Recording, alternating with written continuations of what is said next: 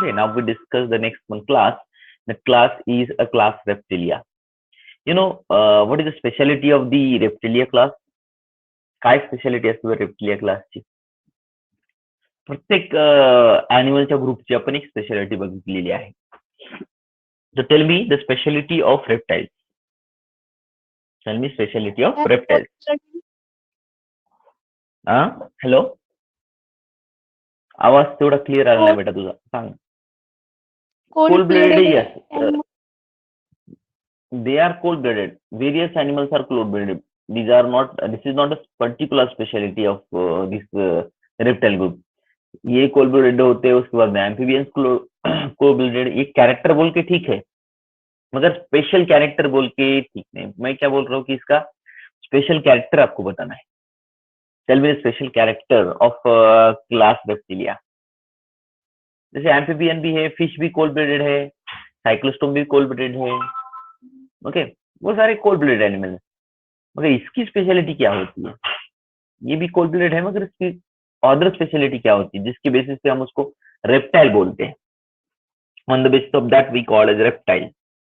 Reptile आता बघा, तुम्हाला मिनिंग सांगतो असं. The speciality of this class is they are creeping animals.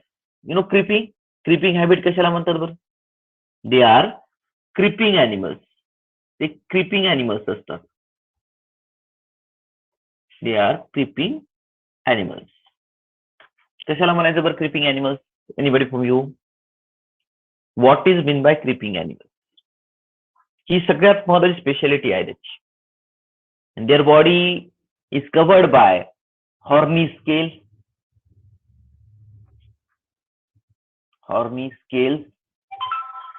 scutes, etc. Without any Gland. बघा, क्रिपिंग नेचर कशाला नाही? कोणत्या नेचरला क्रिपिंग नेचर म्हणायचं? कोण सांगेल मला याचा answer? Tail me anyone from you. Tell me answer of this question. That is what is the speciality? Means creeping means what? किसे कहा जाएगा क्रिपिंग? बहुत सिंपल सा क्वेश्चन मैंने आपको पूछा है बेटा.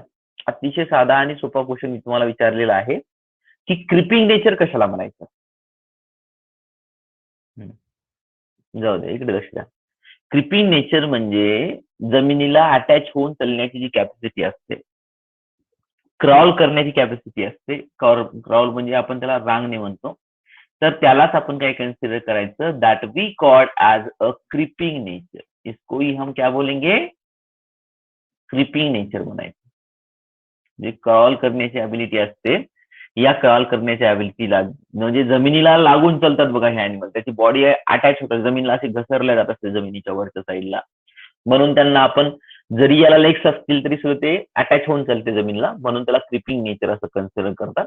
दिस is a speciality of these animals. या ॲनिमलची स्पेशालिटी आहे, कारण ते क्रिपिंग नेचरचे आहेत.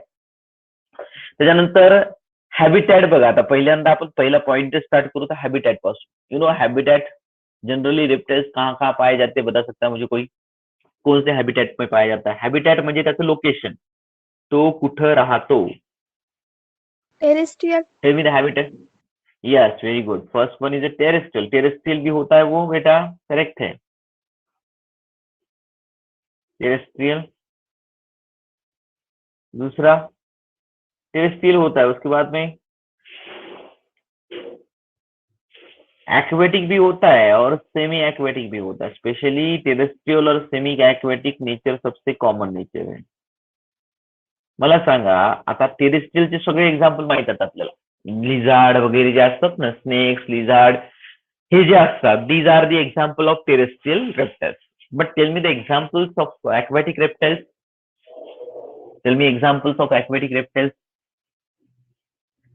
एक्वेटिक रेप्टाइलचे एक्झाम्पल सांगा. कोणते असतात? एक्वेटिक म्हणजे पाण्यामध्ये राहणारे बेटा.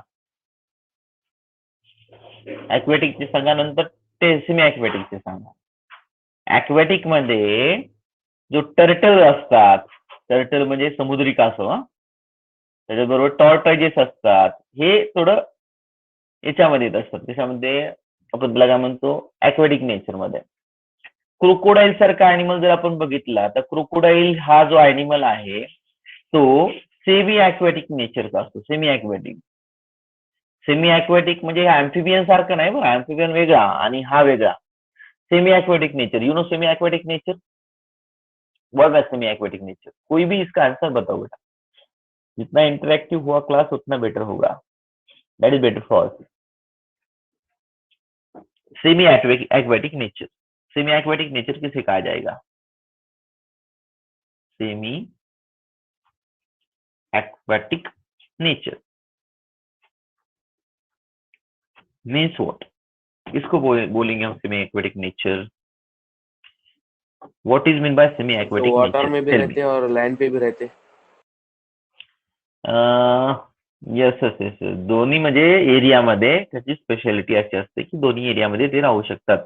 मग ऍम्फिबियन म्हणायचं नाही याला. ऍम्फिबियन मध्ये दोन्ही जागी राहण्याची कॅपॅसिटी असते. काही वेळासाठी तो पाण्यामध्ये जात असतो, काही वेळासाठी तो जमिनीवर येत असतो.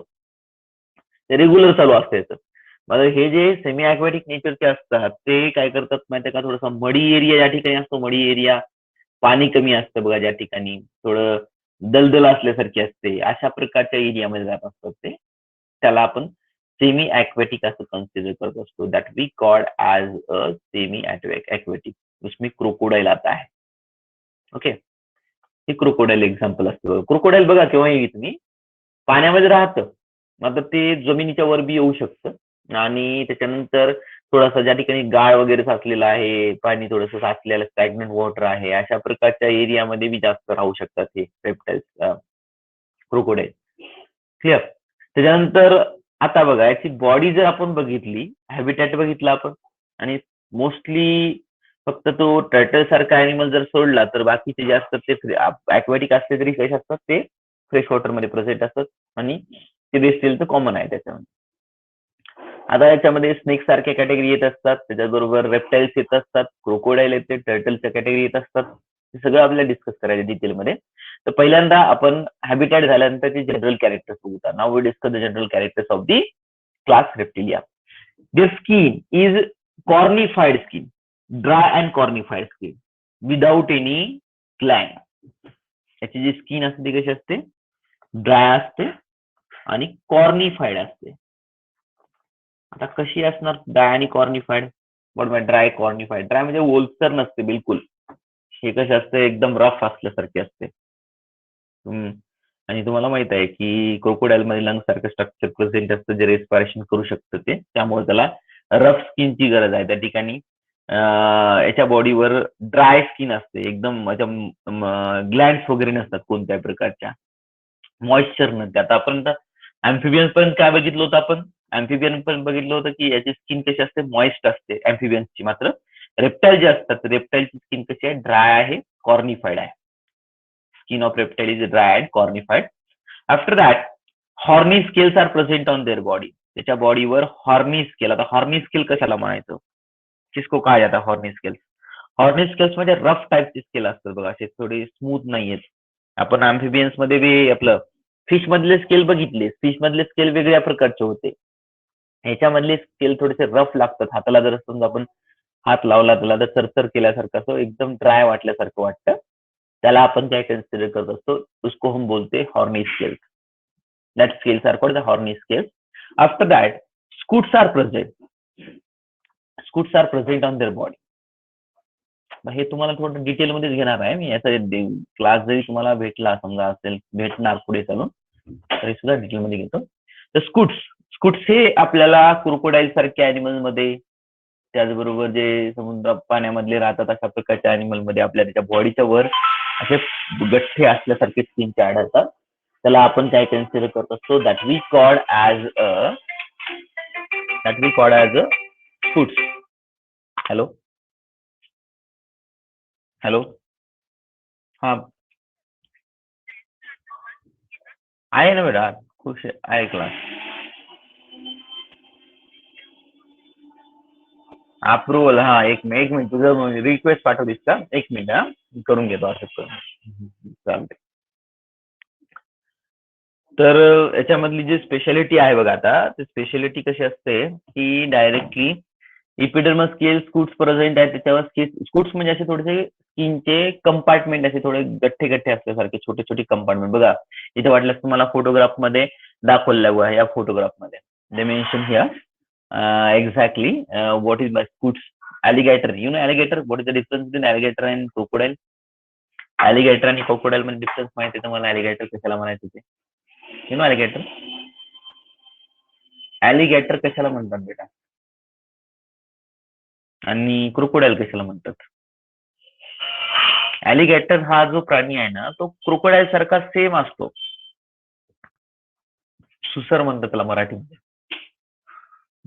ओके आणि हा जो प्राणी आहे तो जनरली थोडंफार याचं स्ट्रक्चर वेगळं जर बघितलं आपण बॉडी स्ट्रक्चर ते बॉडी स्ट्रक्चर थोडस वेगळ्या प्रकारचं असतं नॉर्मल क्रोकोडाईल जी आपली असते ना क्रोकोडाईल पेक्षा थोडस स्ट्रक्चर याचं वेगळं असतं कोणाचं या अलिगेटरचं असं ज्याचा मेजर डिफरन्स नसतो त्याच्यामध्ये थोडंफार नॉमिनल चेंजेस असतात त्याच्यामध्ये या अॅनिमलमध्ये ओके आणि समुद्रामध्ये वगैरे जे estuarine water you know estuarine water estuary कशाला म्हणायचं बरं what my estuary anybody for me estuary कैसे कहा जाएगा बेटा कौन बताएगा मुझे what by estuary this is a simple question for you अतिशय साधा आणि सोपा क्वेश्चन आहे तुमच्यासाठी तर मला सांगा इस्चुरी कशाला म्हणायचं व्हाट बाय इस्चुरी थोडंसं इंटरॅक्टिव्ह राहा म्हणजे आपल्याला कळून जाईल नेमकं तुमचं काय समजलं नाही काही समजलं काही तुम्हाला नाही वगैरे इस्चुरी माहित आहे तुम्हाला व्हाट बाय इस्चुरी अफान क्या होता है बेटा इस्चुरी बहुत सिंपल सा क्वेश्चन मैंने आपको पूछा है कि इस्चुरी जो होता है वो क्या होता है लक्ष द्या एकदम इस्चुरी म्हणजे ज्यावेळेस नदी समुद्राला मिळत असते ओके जब अपनी रिवर होती है जब ओशियन को मिलती है तो मिलने के टाइम पे उसका डिवाइडेशन छोटे छोटे कंपार्टमेंट्स में होता है स्मॉल ब्रांचेस उसकी फॉर्म होती है और ब्रांचेस फॉर्म होने के बाद उसको हम इस्चुरी बोलते देखो ये ऐसा होता है एक समजा ही रिवर अशी पास वाली रिवर समुद्राच्या जवळ जर गेली जवळ गेल्याबरोबर तिचं डिवायडेशन अशा प्रकारच्या छोट्या छोट्या ब्रँचेस मध्ये होत असतं आणि या ब्रँचेसमुळे एक एरिया तयार होत असतो या एरियाला आपण इस्चुरी कन्सिडर करत असतो दिस वन इज कॉल्ड इस्चुरी समजा हा समुद्र आहे हा ओशियन आहे तर हा ओशियन मध्ये वॉटर मिळाले ही एक समजा रिव्हर आहे रिव्हर ज्यावेळेस समुद्राला मिळाली या ठिकाणी डिवायडेशन झालं डिवायडेशन झाल्यानंतर त्या ठिकाणी इस्चुरीचं फॉर्मेशन झालं असतं तर या इस्चुरी आणि वॉटर मध्ये सुद्धा आढळते अलिगेटर तर हे जे प्राणी असतात त्याच्या बॉडीच्या वरच्या साईडला मग क्रोकोडाईल असेल किंवा त्याच्या अलिगेटर असेल असेल Shrikant correct they are creeping nature आणखी त्यानं करेक्ट सांगितलं होतं एक्सप्लेन फुल माईक ऑन करून सांगायचं बेटा ज्यावेळेस मेन स्क्रीन ऑन असते ना त्यावेळेस हे दिसत नाही तुमचं सांगितलेलं चॅट बॉक्स मधलं तर या ठिकाणी स्कूट्स म्हणजे बघा याच्या बॉडीवरच्या वर हे असे छोटे छोटे स्ट्रक्चर आहेत बघा ब्लॅक कलरचं दिसत आहे बघा त्यांना आपण काही कन्सिडर करत असतो दॅट वी कॉल स्कूट्स उसके बाद में skin cast this is a particular ability of snakes you know skin cast snake मधली पर्टिकुलर एबिलिटी आहे बघा स्किन कास्ट या प्राण्याला याला आपण इकिडायसिस म्हणतात this one is called ecdysis what by ecdysis or skin cast आपण बघितलं असेल जनरली हे तुम्ही स्नेकच्या बाबतीमध्ये स्नेक जे असतात त्या स्नेकच्या बॉडीवर स्किन कास्ट प्रेझेंट असतो आणि स्किन कास्ट असता सुद्धा स्लगिश होत असतो एकदा स्किन कास्ट त्याच्या बॉडीच्या बाहेर निघाली की तो ऍक्टिव्ह होत असतो फास्ट वर्क करतो समजा आणि हे कशासाठी असेल कोण सांगेल मला एनीबडी फ्रॉम यू क्या होगा इसके पीछे रीजन क्यों ये प्रेजेंट होगा उसके बॉडी के ऊपर कोई भी इसका आंसर यस यस वो क्या करता है बोलो भाई क्या सिंपल सी बात होती है की स्नेक के आपण त्याला मराठीमध्ये कात म्हणतो बघा कात टाकली म्हणतो मराठीमध्ये त्याला हे जे असतं ना हे याच्या बॉडीच्या वरचं कव्हरिंगच आहे एक प्रकारचं ते स्किनच आहे त्याच्या बॉडीची माझं ते काही ड्युरेशन नंतर after particular at a particular difference म्हणण्यापेक्षा in a particular age group म्हणू शकतो आपण त्याला किंवा आफ्टर सम टाइम किंवा पर्टिक्युलर ड्युरेशन म्हणू शकतो at that time they remove their skin in the form of skin cast in the form of skin cast. Skin कास्टच्या फॉर्मद्वारे ते स्किन रिमूव्ह करत असतं. आता हे कशासाठी आवश्यक असतं माहितीये का? It is essential for their growth. It is essential for their growth. कारण हे असं स्ट्रक्चर आहे जे स्ट्रक्चर काय करू देत नाही, त्याला ग्रोथ होऊ देत नाही त्या अॅनिमलची. मग त्याला जर ग्रोथ करायची असेल तर ग्रोथ करता वेळेस काय केलं जात असतं की त्याच्यावरचं जे स्किन कास्ट असतं ते स्किन कास्ट तो रिमूव्ह करत असतो. They remove their skin cast regularly after a particular time interval. Okay, they remove their skin cast after particular distance किंवा टाइम पिरियड म्हणू शकतो आपण त्याला. तर का होते माहितीये का? जर समजा स्किन कास्ट नाही काढली तर त्याची ग्रोथ होऊ शकत नाही. they are not grow properly, therefore they remove their skin cast. Okay, त्याच्यामुळे ते त्याची स्किन कास्ट जी असते ती स्किन कास्ट काय करत असतात, काढून टाकत असतात त्याच्या बॉडीच्या वरच्या साईडची. ओके, हा एक रेग्युलर इव्हेंट आहे. This is a regular event. म्हणून बघा, तुम्ही जर समजा एखादा नाग वगैरे असेल, साप मोठा, त्याच्यामध्ये जेव्हा स्किन कास्ट असते त्या बॉडीच्या वर, त्यावेळेस ते काय करतो माहितीये, स्लगिश होत असतो, थोडासा स्लो होत असतो. आणि ज्यावेळेस ते स्किन कास्ट निघून जाते त्यावेळेस तो खूप ऍक्टिव्ह होत असतो बघा. आपल्याला खूप फास्ट पळतो बी आणि लवकरात लवकर सापडत नाही. आणि त्या ठिकाणी जर कात असते त्याच्या बॉडीवर तर तो काय करतो, सापडतो लवकरात लवकर मारण्यासाठी. आणि थोडा स्लो मुवमेंट होत असते त्याची, कारण त्या टाइमला त्याची ग्रोथ व्हायलेली राहते. ग्रोथ फिरता वेळेस काय करतो, वरचं कव्हर काढून टाकत असतो. आपली बॉडीचं काय होईल ते आपल्या बॉडीमध्ये डायरेक्टली आपली स्किन वरची लेअर निघून जात राहते, आपल्या लक्षात सुद्धा येत नाही. मग त्या खालची नवीन लेअर फॉर्म होत असते. यांच्यामध्ये तसं नाही. यांना ग्रोथ करायची असेल तर ते स्किन कास्ट काढून टाकावं लागते. त्यानंतर नेक्स्ट वन, लिझार्ड मध्ये सुद्धा ही ॲबिलिटी आहे बरं. लिझार्ड मध्ये आपल्याला तेवढं लक्षात येत नाही, मात्र स्नेक मध्ये क्लिअरली हे स्किन कास्ट नावाचं स्ट्रक्चर दिसतं आपल्याला. शेड ते स्केल्स असतो, त्याच्यामधले ते लिझार्ड मधले स्केल्स असतात, ते स्केल्स सुद्धा ते रेग्युलरली काढत असतात. आता त्याच्यानंतर दे आर म्हणजे 2 पेअर ऑफ लिम्स. 2 पेअर, आपण याला टेट्रापोड्स म्हणतो. म्हणून यांच्यामध्ये 2 पेअर लिम्स असतात. 2 पेअर लिम्स असतात म्हणजे 2 काय असतात, 2 आर 4 लिम. म्हणजे एक पेअर कशाची असते, 4 लिमची असते. 1 पेअर. आणि दुसरी पेअर कशाची असते बेटा, मागच्या पायांना काय म्हणतात, yes yes, hind limbs. Hind limb म्हणा किंवा हँड लिम म्हणा, काही प्रॉब्लेम नाही. Hind limbs, 2 are hand limbs. त्याला ही सुद्धा एक पेअर असते. This is also 1 pair. अशा प्रकारचं स्ट्रक्चर याचं असतं. त्याच्यानंतर but in some animal secondary adaptation is occur. काही ॲनिमल्स मध्ये, या ग्रुप मधल्या काही ॲनिमल्स मध्ये सेकंडरी अडॅप्टेशन झालेलं राहतं. Secondary adaptation is shown by some animal of this group. Which secondary adaptation is shown, and tell me the name of that animals those are having secondary adaptation. काय secondary adaptation झालेलं असतं बरं याच्यामध्ये? काही animals असे असतात त्याच्यामधले की त्याच्यामध्ये सेकंडरी अडॅप्टेशन झालेलं राहतं. आणि ते कोणत्या प्रकारचं असतं आणि ती कोणत्या ग्रुप आहे ॲनिमलचा? They are tetrapod, therefore they are 4 limbs. Means 4 पाय असतात, तर त्याच्यामधले 2 are 4 limbs and 2 are hind limbs. So tell me, in some animal of this group, they showing the secondary adaptation. Tell me the name of that group and which type of secondary adaptation is shown in that animals. You know, snakes. Snakes मध्ये पाय असतात का बेटा? You know, limbs are present in snakes? No. Limbs are present? No. Limbs are absent in snake. त्याच्यामध्ये limbs नसतात. हे एक प्रकारचं सेकंडरी अडॅप्टेशन आहे. This is a one type of secondary adaptation. Actually हा टेट्रापोड आहे, क्लास रेप्टिलिया मध्ये येत असतो. मात्र तरी सुद्धा याच्या बॉडीमध्ये लिम्स नाही आहेत.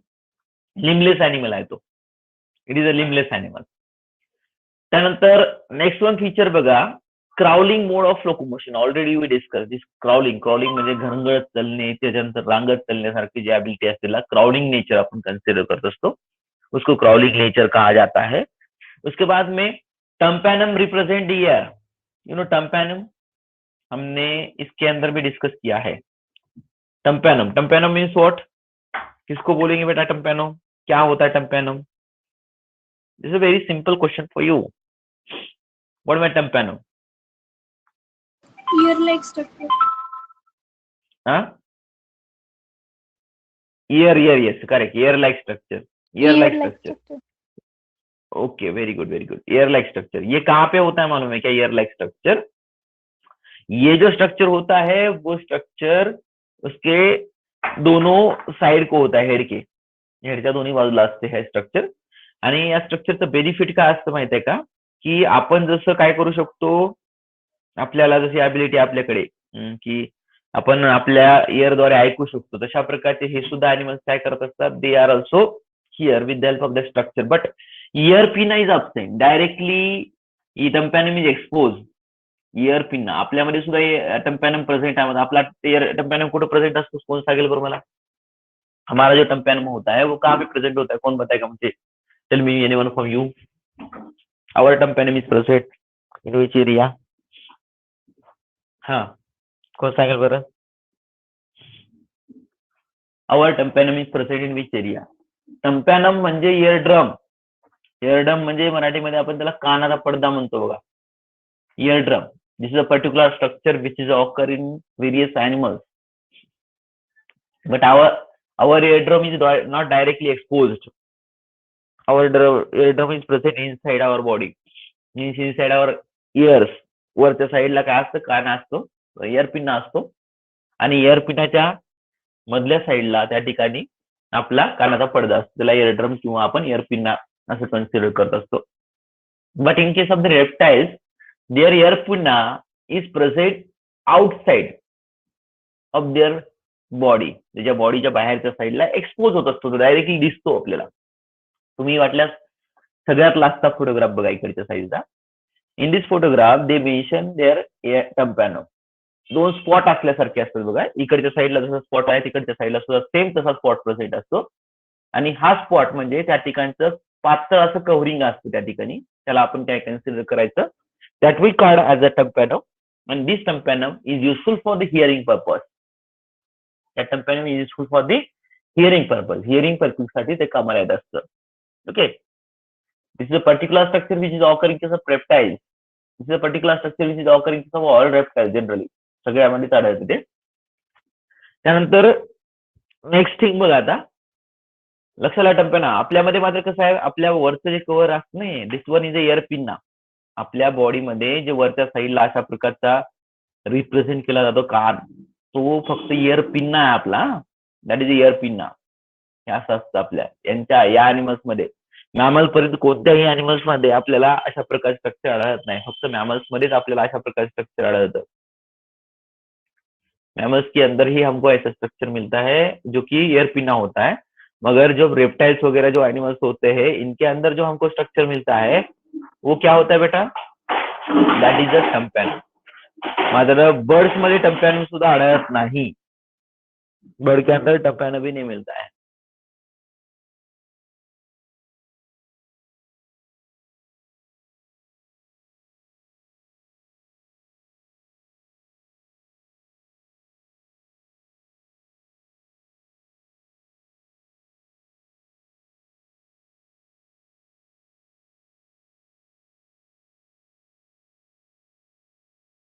Hello, I am audible to you? आवाज येतो का माझा सर्वांना? Yes, sir. समजलं टम्पॅनम कसं? हा हा, समीक्षा, टम्पॅनम समजलं का? This point is Yes, clear sir. No not? Okay.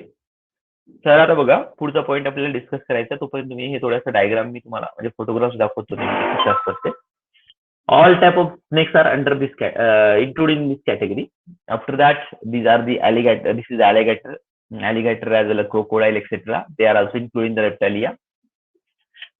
Skin cast, snakes.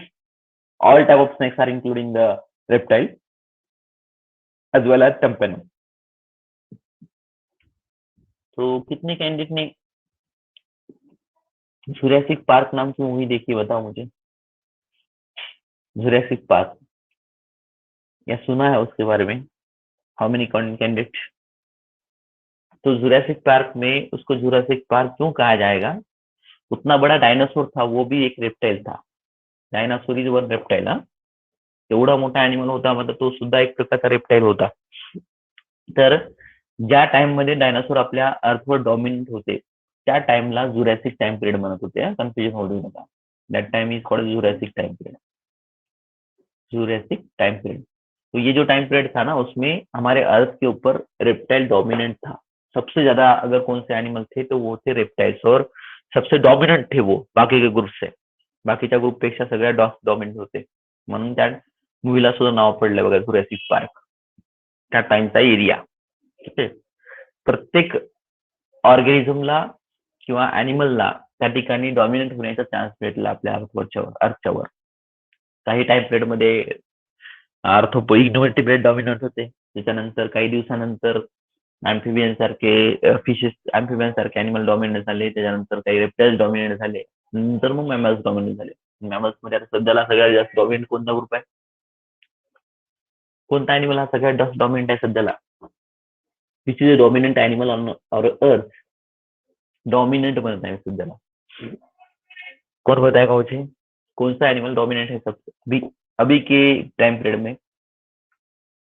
आता सध्याच्या टाइम पिरियड मध्ये कोणता एनिमल हा सगळ्यात जास्त डॉमिनेंट आहे? डॉमिनेंट म्हणजे तुम्हाला तर माहित आहे डॉमिनेंट कशाला म्हणायचं ते.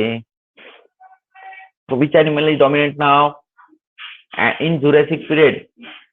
reptiles are dominant at that time, but nowadays human being is dominant. सध्याला आपण सर्वात हायेस्ट पोझिशनला आहोत. आपल्याकडे एकतर कॉम्प्लेक्सिटी आहे, ब्रेन मधली कॉम्प्लेक्सिटी आहे, त्याच्याबरोबर बॉडी पार्ट मधली कॉम्प्लेक्सिटी आहे. That's why we are a dominant animal. Okay.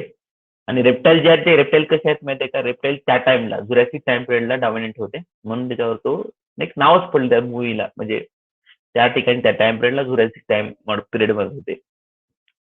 तो ये हो गया इसके कुछ फीचर्स. तो ये डायग्राम आपने ऑब्जर्व की होगी. सॉरी ये भी है देखिए लिझार्ड. 3 प्रकारचे लिझार्ड असतात. ते कोणते कोणते असतात ते आपण डिस्कस करू. त्याच्या अगोदर त्याचे काही राहिलेले कॅरेक्टरिस्टिक्स आपल्याला डिस्कस करायचे. तर first one another one characteristic of the reptile is that they are have the 3 chambered heart. 3 chambered heart present असते बघा याच्यामध्ये. ॲम्फिबियन मध्ये सुद्धा 3 चेंबर्ड हार्ट प्रेझेंट असते आणि त्यानंतर याच्यामध्ये सुद्धा रेप्टाइल्स मध्ये सुद्धा 3 चेंबरचं हार्ट प्रेझेंट असतं. But septum is partially separated in the ventricles. Ventricle मधलं जे सेप्टम आहे ते पार्शियली सेपरेटेड असतं. पूर्णपणे सेपरेशन त्याच्यामध्ये झालेलं नसतं. Small pores are present in between them. ज्याच्यामध्ये छोटे छोटे पोअर्स असतात. And in this animal mixing of blood is takes place. They are cold blooded. याच्यामध्ये 3 चेंबरचं हार्ट आहे. 2 व्हेंट्रिकल आहेत, एक ऑरिकल आहे. मात्र जे व्हेंट्रिकल आहे त्या व्हेंट्रिकलचं सुद्धा प्रॉपर सेपरेशन झालेलं नसतं. त्या ठिकाणी सुद्धा छोटे छिद्र असतात. पार्शियली सेपरेट झालेला असतो व्हेंट्रिकल. ओके. त्याच्यामध्ये oxygenated blood and deoxygenated blood they are mix with each other. Therefore these animals are the cold blooded animals. हे अॅनिमल्स कसे असतात? Cold blooded. कोल्ड ब्लडेडला काय म्हणतात बरं? Anybody from you? Cold blooded animal को क्या बोलते बताओ बेटा मुझे. What was cold blooded? Poikilotherms, right? That we call the poikilotherm. काय स्पेशालिटी सांगितली तुम्हाला cold ब्लडेडची? Poikilotherm. Yes, according to environment they maintain. Yes, जसं बॉडीचं बाहेरचं टेम्परेचर आहे त्यानुसार तो काय करतो, स्वतःच्या बॉडी टेम्परेचर मॅच करतो त्याच्यासोबत, त्या एन्व्हायरमेंट सोबत. म्हणून त्याला आपण कोल्ड ब्लडेड एनिमल असं कन्सिडर करतो. That's why these are called the poikilotherm. And only one animal from this group that is having 4 chamber heart, that is crocodile. One animal from this group having 4 chambered heart. याच्यामध्ये 4 चेंबरचा hurt आढळतं आपल्याला. तो animal कोणता असतो? Crocodile असतो. Crocodile मध्ये आपल्याला 4 चेंबरचा heart आढळतो. 2 ऑरिकल आणि 2 व्हेंट्रिकल असतात. त्याच्यानंतर नेक्स्ट वन फीचर बघा. They are having well developed alimentary canal. त्याच्यामधला एलिमेंटरी कॅनल म्हणजे डायजेस्टिव्ह सिस्टीम जी असते ती वेल डेव्हलप्ड असते. Their alimentary canal is well developed. म्हणजे प्रॉपर डायजेस्टिव्ह सिस्टीम आपल्याला याच्यामध्ये आढळणार. ठीक आहे. जसे आपल्या ह्युमन बिंग्स मध्ये किंवा मॅमल्स मध्ये असते तशा प्रकारची डायजेस्टिव्ह सिस्टीम आपल्याला या ग्रुपच्या अॅनिमल मध्ये सुद्धा आढळते. their respiration is takes place with the help of their lungs. Respiration takes place with the help of their lungs. Respiration with the help of lungs. जसं आपल्यासारखं बघा, आपण सुद्धा लंग्सद्वारेच रेस्पिरेशन करतो. अँफिबियन पर्यंत काय बघितलं होतं बरं आपण? अँफिबियन ग्रुप पर्यंत काय काय बघितलं होतं, कोण सांगेल? हो, अँफिबियन पर्यंत काय बघितलं होतं?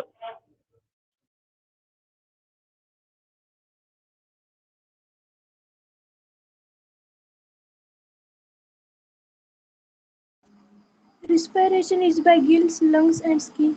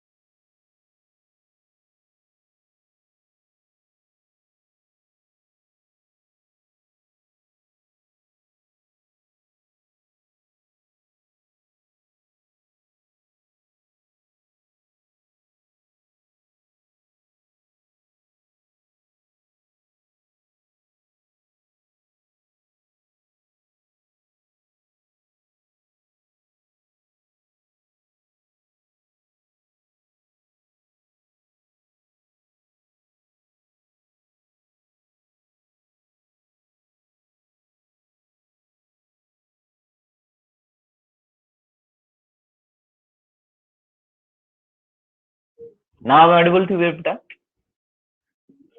Now I'm audible to you? Yes, sir. Okay. I think due to network problem, or mic is switch off. Therefore, I'm not audible to you at that time. Tell me, another important thing is that they are oviparous. What is the difference between the eggs of amphibians and reptiles? रेप्टाइल्सच्या eggs मध्ये आणि अँफिबियनच्या eggs मध्ये काय फरक असतो? ओव्हिपॅरिटी म्हणजे egg laying ability. तुम्हाला हे झालेलं आहे, आपल्या सर्व डिटेल मध्ये सांगितलं तुम्ही, ओव्हिपॅरस आणि ओव्हिपॅरस. These animals are the oviparous, means they are egg laying. So what is the difference between the eggs of amphibians and eggs of reptiles? Reptile eggs are, reptiles जे eggs असतात ते कसे असतात? शेल्ड एग्स असतात, shelled eggs. But अँफिबियनचे जे असतात ते विदाउट शेल असते. शेल्ड एग्स कशाला म्हणायचं? Shell SHEL. In reptiles they are hand shelled egg. Shelled egg म्हणजे शेल म्हणजे एक प्रकारची कव्हरिंग असते त्या वरच्या साईडला, पांढऱ्या पिवळ्या कलरची असते, ब्राउनिश कलरची असेल, जे काय असेल ते त्या टाईपची कव्हरिंग असल्यासारखी असते, टफ कव्हरिंग असते, कॅल्शियम कार्बोनेटची बनलेली किंवा कॅल्शियम पासून बनलेली, त्याला आपण शेल म्हणायचं. But in case of the amphibian shell is absent. Amphibians असो, फिश असो, यांच्यामध्ये शेल अब्सेंट असते त्याच्या एग्स मध्ये. आणि त्याच्यानंतर एक दुसरी एक स्पेशालिटी सांगतो मी, की याच्यामधले सगळ्या ऍनिमल जवळपास ओव्हिपॅरस असतात. फक्त एकच अॅनिमल जो आहे तो व्हिव्हिपॅरस असतो. एक अॅनिमल याच्यामध्ये सुद्धा व्हिव्हिपॅरस असतो. कोणता एक्झाम्पल इथे दिलेलं नाहीये, मेन्शन केलं नाही तरी सुद्धा त्याचं एक्झाम्पल सांगतो तुम्हाला. One animal from this group that is a viviparous in nature, तो वो होता है देखो रसल वाइपर नाम का स्नेक. रसल वाइपर नाम का जो स्नेक होता है वो क्या होता है, विविपैरस होता है. विविपैरस म्हणजे यंगलिंग करणारा नाही तर यंग वन्सला प्रोड्यूस करणारा, यंग वन्सला जन्म देणारा डायरेक्टली. ओके, त्यांना आपण रसल वायपर हा एक स्नेक आहे, साप आहे, तो विषारी साप आहे. तो यग्सला जन्म देत नाही, ते एक्सला जन्म देत डायरेक्टली काय करत असतो, यंग वनचं प्रोडक्शन करतो, म्हणून त्याला वायपर नाव पडलेलं आहे बघा. किंवा viper, simply viper, not only Russell viper, all type of viper. दोन वायपर असतात, एक रसल वायपर असतो, एक पीट वायपर असतो.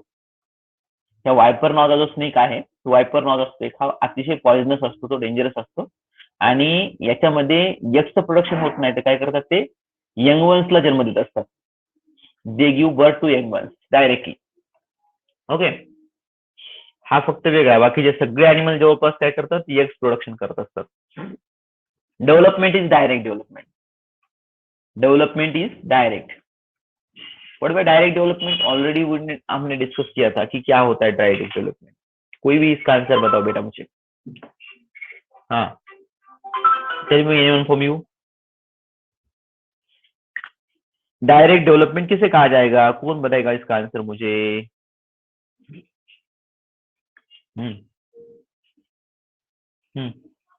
Very simple question.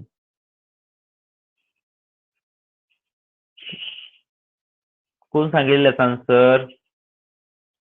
अतिशय साधा आणि सोपं क्वेश्चन तुम्हाला विचारला गेलेला आहे बेटा. डेव्हलपमेंट, इनडायरेक्ट आणि डायरेक्ट डेव्हलपमेंट मध्ये काय फरक असतो. Those candidates are available here, tell me the answer. What is my direct development, what is my indirect development.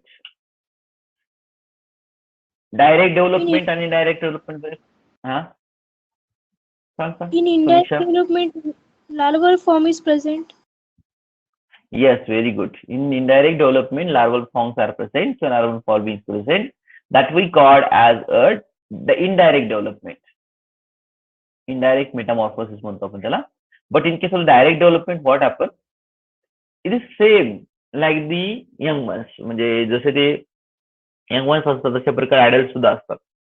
म्हणजे याच्यामध्ये कोणतीही लार्वल फॉर्म अवेलेबल नसतो, याला आपण काय कन्सिडर करणार, that we call the direct development. तो रेप्टाइल के अंदर की डेवलपमेंट कौन सी डेवलपमेंट है, the development is the direct development. ये डेवलपमेंट जो होती है वो डायरेक्ट टाइप की डेवलपमेंट होती है. दूसरा इंपॉर्टेंट फीचर देखिए इसका, ये हो गया. अभी स्नेक में आप बोलेंगे इसके अंदर एक स्पेशल एबिलिटी होती है, देखो इन एनिमल्स के अंदर they showing power of regeneration. You know power of regeneration, कौन से एनिमल्स में पावर ऑफ रीजनरेशन पाया जाता है, कौन बताएगा बेटा मुझे. Showing the power of regeneration. हाँ, यस, प्लानेरिया में power of, but planaria not belongs to reptile.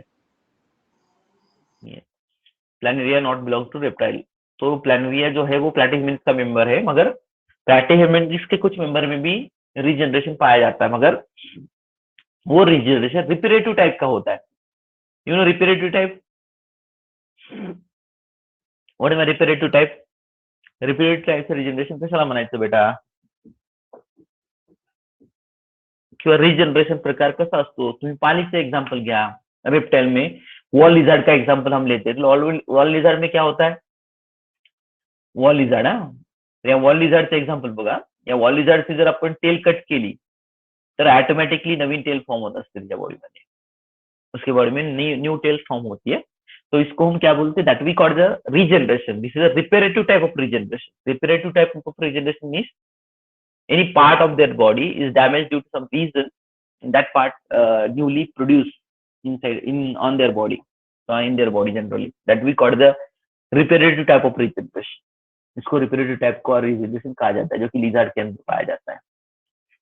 तुम्हाला दुसरे एक मोठं स्पेशलिस्ट सांगतो की स्नेक्स मध्ये 4 हायली पॉइझनस स्पीशीज असतात, 4 ते 5 सॉरी.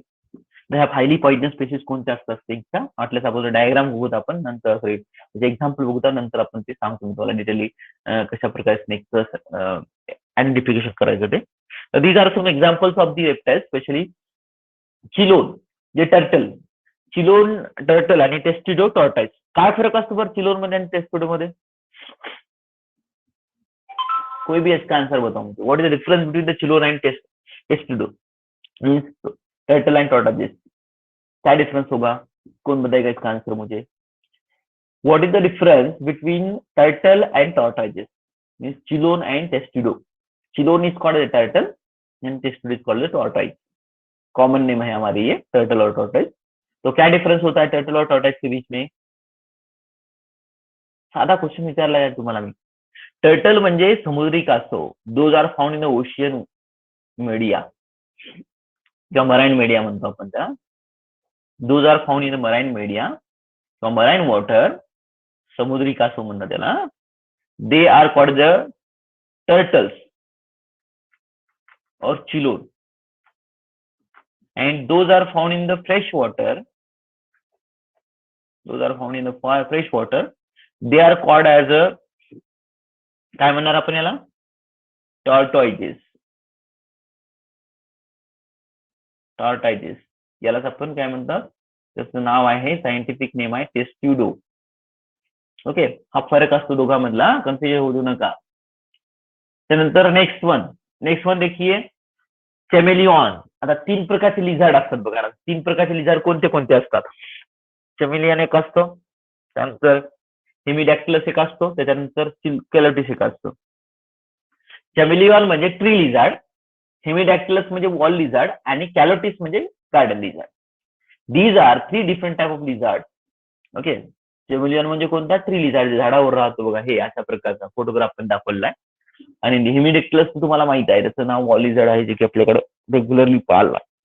आणि त्याच्यानंतर असतो कॅलोटिस. कॅलोटिस इज अ गार्डन लिज़ार्ड जो गार्डन के अंदर पाया जाता है. सिंपली ये भी छोटे छोटे इसके ऊपर ही रहता है ट्रीज के ऊपर, मगर ये थोड़ा सा स्ट्रक्चर उसका स्ट्रक्चरल डिफरेंस होता है दोनों के बीच में. तो ये होता है गार्डन लिज़ार्ड, इसको कॅलोटिस कहा जाता है.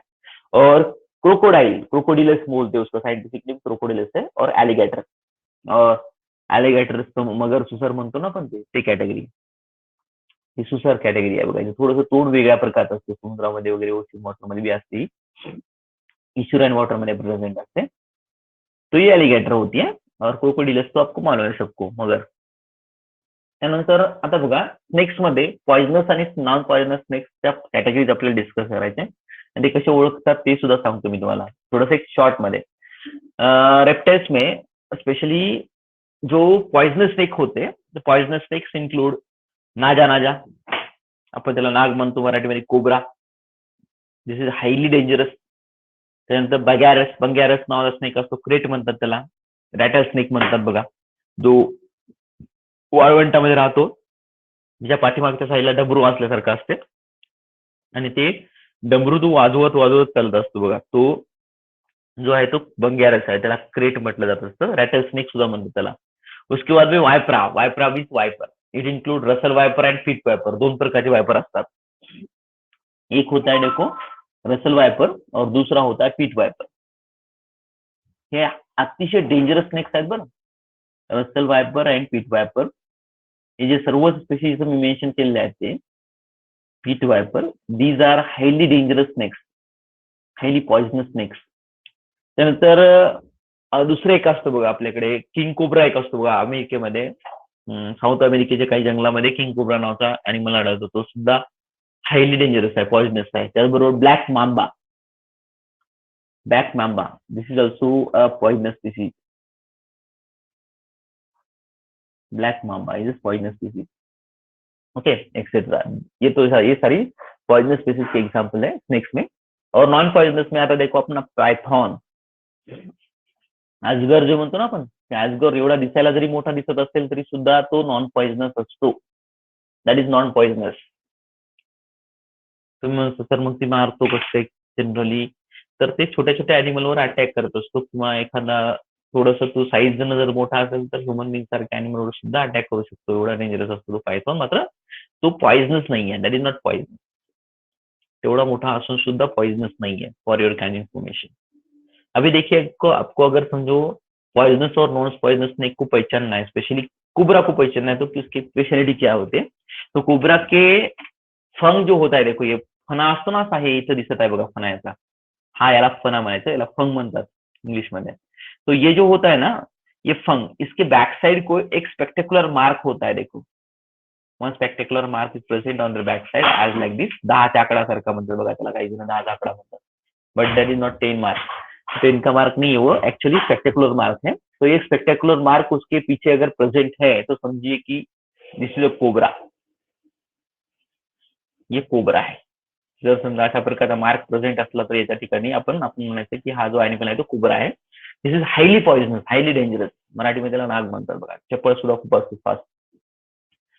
त्यानंतर बंगेरस तर तुम्हाला वाळवंटामध्ये आढळतो, त्याच्या मागच्या साईडला डमरू असल्यासारखं असतं, ते वाजवत वाजवत वाजवत जातो, त्याला मग रॅटल स्नेक सुद्धा वर्ड वापरला गेलेला आहे। रसल वायपर आणि पीट वायपर मध्ये डिफरन्स एवढाच असतो की पीट वायपरच्या फंगच्या वर एक छोटासा खड्डा असल्यासारखा असा छोटासा, त्याला मग पीट वायपर म्हणतात। तर मधली काही फीचर जर आपल्याला ओळखायचे असेल की नॉन पॉइजनस आहे की पॉइजनस आहे ते, तर पॉइजनस स्नेक जो असता है, पॉइजनस स्नेक के बॉडी के अंदर मीन माउथ के अंदर ऐसा एक टीथ होता है, देखो इसको हम बोलते हैं पॉइजनस टीथ, वेनोमस टीथ बनता है, दिस इज कॉल्ड वेनोमस टीथ और पॉइजनस टीथ, वेनोमस टीथ। ये टीथ जो होता है ना, वो टीथ बहुत डेंजरस टीथ होता है, हे सगळ्यात पॉइजनस असते बघा। तुम्हाला माहित असेल जनरली की साप चावल्यानंतर त्या ठिकाणी काही वेळेस दाखवतात, व्हिडिओ मध्ये वगैरे दाखवतात बघा, की 2 मार्क जर पडले स्किनवर तर समजायचं की साप चावला असं म्हणतात, 2 असे स्पॉट पडतात बघा, छोटे छोटे 2 स्पॉट पडतात, त्यावेळेस आपण म्हणतो, काही जण म्हणतात की बाबा साप चावलेला आहे, ते इंडिकेशन असल्यासारखं असतं। का पडतात माहित आहे, that is due to this structure, हे स्ट्रक्चर दिसत आहे ना, या स्ट्रक्चर मुळे बघा, या स्ट्रक्चर जिसकी वजह से ये मार्क दिखाई देते, 2 असल्यासारखे असतात ते दात एकमेकाला अटॅच असणारे, म्हणून 2 मार्क पडत असतात। काही खेडेगावामध्ये जर आपण गेलो तर ते म्हणतात की साप चावल्यानंतर जर उलटा पडला तर त्या ठिकाणी डेथ होण्याचे चान्सेस जास्त वाढतात। करेक्ट आहे, त्याचं मागचं रिझन क्या है, ठीक है, तो उसके पीछे भी एक रीजन है, इसके पीछे भी माइक वगैरह आपको Samiksha please turn off your mike. Spot असतो आणि पडतात बघा अशा प्रकारचे 2 मार्क आलंच नाही का? हॅलो,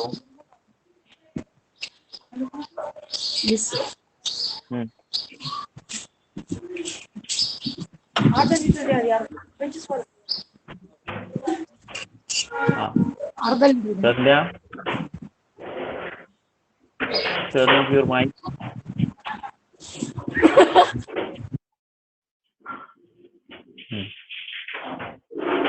तर बघा आता सिंपलचा क्वेश्चन आहे की या ठिकाणी आपण जर विचार केला गेला तर याच्या बॉडीच्या मध्ये काही असे पर्टिक्युलर स्ट्रक्चर असतात, त्या स्ट्रक्चरच्या बेसिसवर आपण त्याला ओळखू शकतो की हा पॉइजनस स्नेक आहे की नॉन पॉइजनस स्नेक आहे। ओके, हा टीथ तर एक पर्टिक्युलर असते, ते म्हणतात गावामध्ये गेल्यानंतर की जर समजा आपल्याला साप चावला तर त्या ठिकाणी डेथ होण्याचे चान्सेस कसे वाढले, जर ना ते जर उलटा पडला तर म्हणजे जास्त डेथ होण्याचे चान्सेस जास्त असतात म्हणतात। त्याच्या मागचं रिझन आहे, काय रिझन आहे त्याच्या मागचं माहित आहे की तो ज्यावेळेस उलटा पडतो त्यावेळेस त्याचे ते दात असे डाऊनवर्ड म्हणजे बॅक साईडला झालेले असतात, तो आपल्या वेन मध्ये एक इंजेक्शनद्वारे आपण जसं लिक्विड सोडतो तशा प्रकारे ते पॉइजन सोडत असतो, त्यामुळे डेथ होण्याचे चान्सेस ते जास्त वाढत असतात। तो एक इसका रीजन होता उसके पीछे। ओके, नेक्स्ट थिंग देखिए, दूसरी इंपॉर्टंट बात, त्याच्यानंतरची महत्वाची कन्सेप्ट आपल्याला डिस्कस करायची आहे।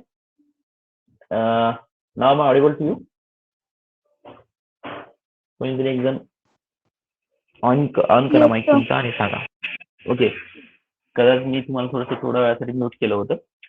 तर चला, तर हे झालं, these are the speciality of the reptile, तो ये सब सारी रेप्टाइल की स्पेशलिटी है। उसके बाद में आता है देखो क्लास एव्स और क्लास मॅमल। क्लास एव आणि क्लास मॅमल हे 2 गोष्टी याच्यामध्ये येत असतात। तर याच्यामध्ये जर तुम्हाला काही डाऊट असेल तर सांगा बेटा। If you have any doubt regarding this class, that is a class Reptilia, मी हा थोडा डिटेलमध्ये का घेतला, कारण तुमचे व्हिडिओ लेक्चर तुम्हाला अपलोड झालेले नाही याचे रेप्टाईलचे सुद्धा झाले नाही आहेत, आणि त्याच्यानंतर एवचे झाले, टेस्ट ऑफ कुठलं मायमलचे झाले नाही. त्याच्यामुळे हे सुद्धा दोन्ही आपण थोडे डिटेलमध्येच घेणार आहोत. आता होतील ते व्हिडिओ लेक्चर तुमचे अपलोड होतील तुमच्या ऍपवर.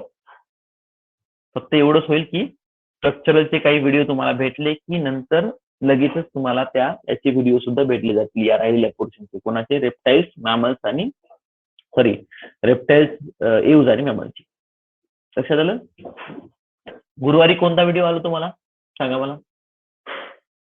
कालचा जो दिवस होता त्या दिवशी कोणता व्हिडिओ तुमच्या याच्यावर आला? एनिमल्स. हॅलो, हा तोच आला का सध्याला? चालते. एवढा आठवडा कदाचित ते येतील, आणि पुढच्या आठवड्यामध्ये आपले जे राहिलेले 3 क्लासेस आहेत, कोणते? एक अँफिबियन, रेप्टाईल्स आणि रेप्टाईल्स, एव्ज आणि मॅमल्स, हे तिन्ही क्लास तुम्हाला येऊन जातील. त्याचे व्हिडिओ येऊन जातील तुमच्या याच्यावर. नाही जरी व्हिडिओ आला तरी सुद्धा मी तर एक्सप्लेन करतच आहे. आता रेप्टाईलचं तर झालं आपलं, एव्ज आणि मॅमल्सचं राहिलं, तर ते दोन्ही सुद्धा मी व्यवस्थितपैकी एक्सप्लेन करून सांगेन तुम्हाला. क्लिअर? ओके. हा, जर काही डाऊट असेल तर क्लिअरली सांगा मला, काही प्रॉब्लेम नाही. If you have any doubt regarding this portion, you ask me बेटा, free and frankly. Now we end our class for today only. तो उसके आगे का जो पोर्शन है वो हम कल की क्लास में कंटिन्यू करेंगे. उसके पहले अगर कुछ डाउट है आपको तो वो पूछिए, नहीं तो फिर आज का डाउट कल के इसमें भी पूछ सकते हैं आप, नो इश्यू. ओके, तर बंद करायचा आपला class आजच्यासाठी. Yes, sir. Yes, sir.